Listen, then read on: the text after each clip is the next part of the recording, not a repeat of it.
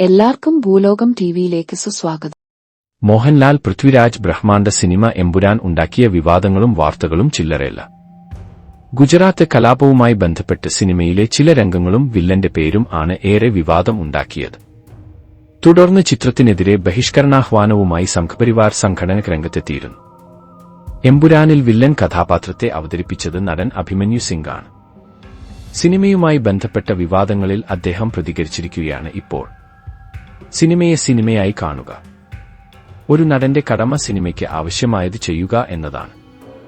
നമ്മൾ ആ നിമിഷത്തിൽ അഭിനയിക്കുന്നു, അനന്തരഫലങ്ങളെക്കുറിച്ച് ചിന്തിക്കുന്നില്ല.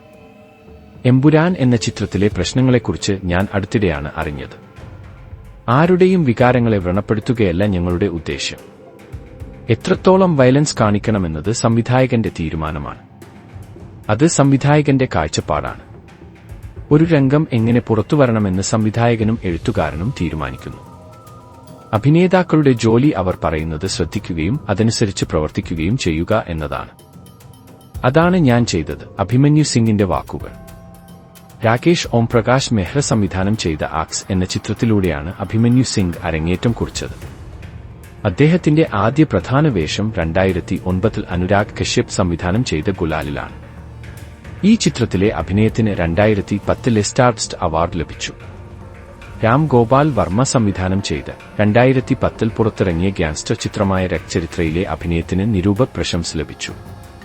നിരൂപക പ്രശംസ നേടിയ സംവിധായകൻ ഒനീറിന്റെ ആന്തോളജി ചിത്രമായ അയാമിലെ അഴിമതിക്കാരനായ പോലീസ് ഉദ്യോഗസ്ഥന്റെ അഭിനയത്തിനും അദ്ദേഹം പ്രശംസ നേടി. 2017 ശ്രീദേവിയോടൊപ്പം മോം എന്ന ചിത്രത്തിൽ അഭിനയിച്ചു. 2018 പുറത്തിറങ്ങിയ ജീനിയസ് എന്ന ചിത്രത്തിനായി സിംഗ് സംവിധായകൻ അനിൽ ശർമ്മയോടൊപ്പം പ്രവർത്തിച്ചു. അവിടെ അദ്ദേഹം ഒരു സിബിഐ ഓഫീസറെ അവതരിപ്പിച്ചു. നിരവധി സൗത്ത് ഇന്ത്യൻ സിനിമയിലും അദ്ദേഹം അഭിനയിച്ചു. വേലായുധം, തലൈവ, തീരൻ അധികാരം ഒൻറു, ദേവാര, അണ്ണാത്തെ എന്നിവ ചില ഉദാഹരണങ്ങൾ മാത്രം. കൂടുതൽ അറിവുകൾക്കും കൗതുകവാർത്തകൾക്കും ഭൂലോകം ടിവി സബ്സ്ക്രൈബ് ചെയ്യുക. ഏവർക്കും നന്ദി, നമസ്കാരം.